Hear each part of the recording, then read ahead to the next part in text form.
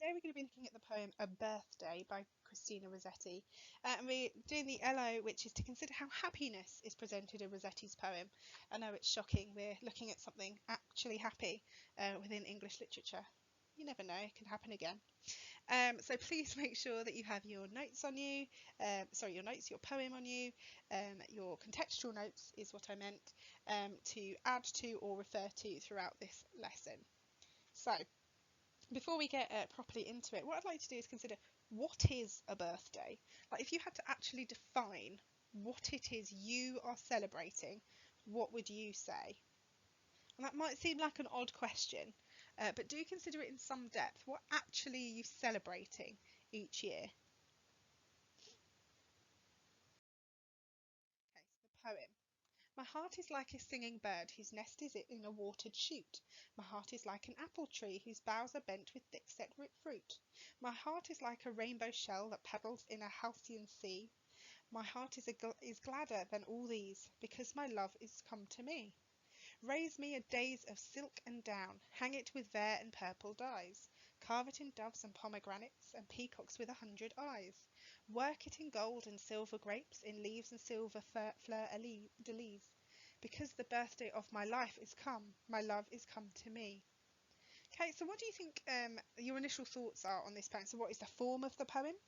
What is the general idea of the poem? Um, the speaker, kind of what ideas is expressing. Now, of course, I've said the yellow is about happiness, so it is a very happy poem. And then contextually, think about Rossetti's romantic life, and think about how she uh, enjoyed love and didn't, as the case may be, as well. So have a little think about that in relation to the poem.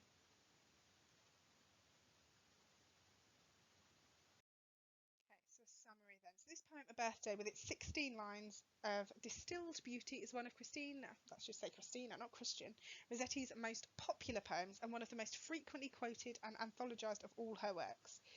It's very, very popular because it's happy. It's shocking that happy poems make more than sad ones.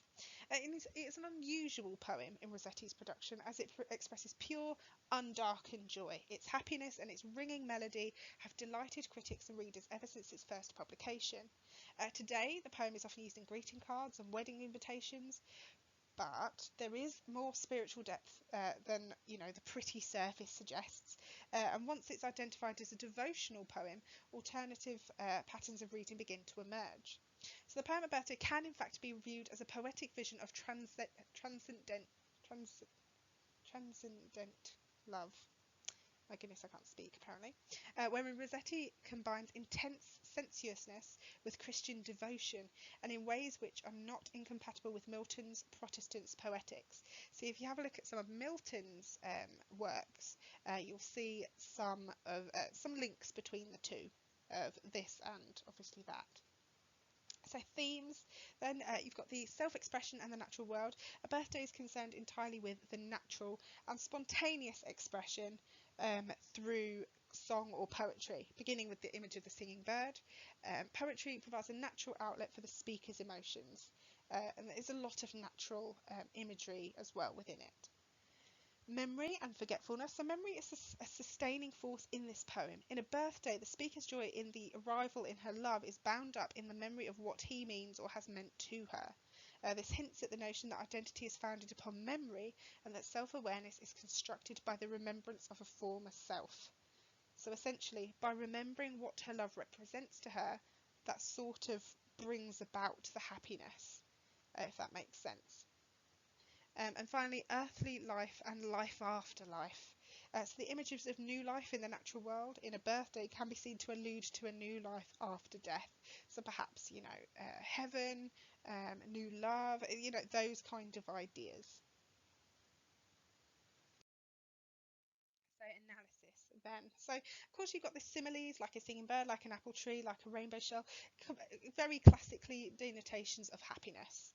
Um, there's not too much to say. My heart is like this, like a singing bird, apple tree and rainbow shell. They're just very happy images, simple as that really. And then you've got the my heart is like a rainbow shell that paddles in a halcyon sea.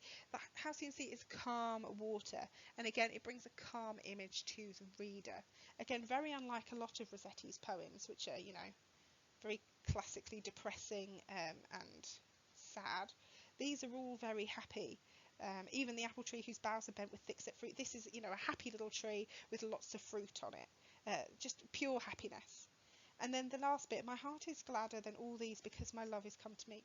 Come to me. This is not a simile, despite how happy everything listed above is. She is still happier than this because her love is with her.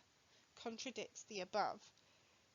So, despite the three things above, so the happy bird, the singing bird, the apple tree, and the rainbow shell, which are happy images, she's happier than all three of those because her love is with her. Okay. So raise me a days of silken down, hang it with vair and purple dyes, carve it in doves and pomegranates and peacocks with 100 eyes.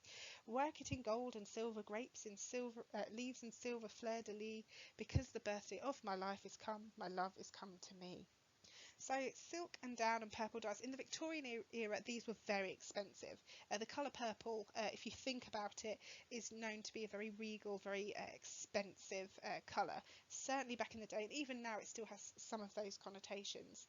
She wants to decorate her love with these things to make it more noticeable. So yeah, she really wants this love to be noted. The carving doves and pomegranates. Doves are considered to be innocent and peaceful. They can fly and they spread peace and spread innocence and spread the idea of love. If you think, if you've ever been to a wedding, some people are crazy and spend money on freeing doves at the end of the ceremony. That's just a symbol of love and peace, etc. And pomegranates are a symbol of fertility. Again, peacocks with 100 eyes, they are also firstly beautiful and magnificent things, and very majestic, and very connotations of royal, as linked with the work it in gold and silver grapes and leaves and silver fleur-de-lis. They're very royal and majestic images. If you've ever seen a fleur-de-lis, you might want to Google one quickly. It's a common image. You will have seen one before, but they're all over anything to do with the monarchy, particularly, or royalty. Then is she comparing that is she comparing her love to that of a king? So is her love powerful? Is her love got all this power, like a king would have? And then finally, that last bit, because the birthday of my life is come, my love is come to me. Birthdays can equal a new start, a new year of your life, etc. So her love is giving her a new start in life. So she's celebrating it.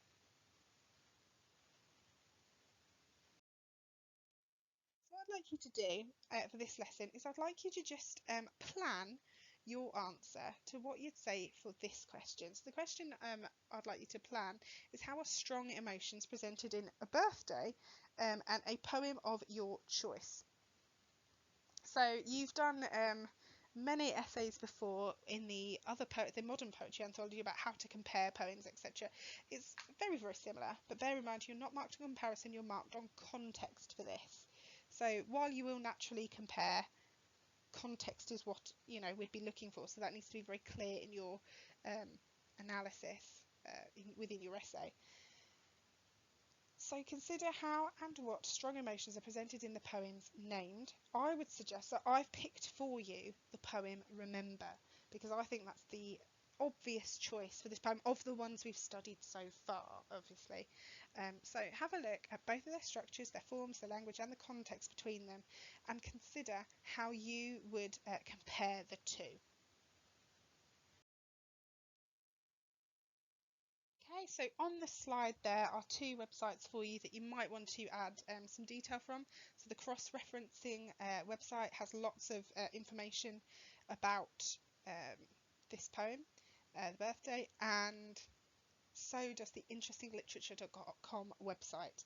That one's not got as much research on it, but it does have, a brief analysis of the poem and some different interpretations that you might wish to have a look at. So for next lesson, if you haven't already, make sure that your plan is completed, and of course make sure all your notes are added to your A3 grid.